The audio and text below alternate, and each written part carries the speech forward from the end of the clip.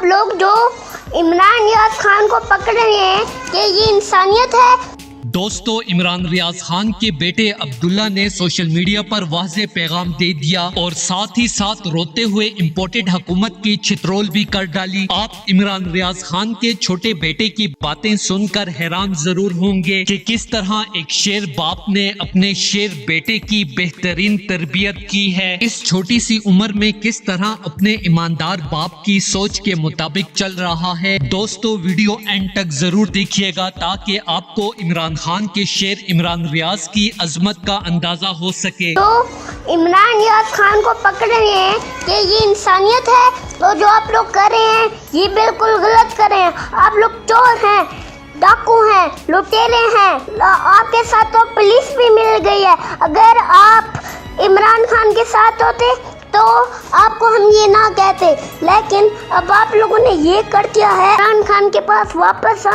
जाना चाहिए। अगर आप नहीं आए तो पूरी पाकिस्तान आपको चोर, लुटेरा और लोटा कहेगी कि आपने किस इंसान को पकड़ा है।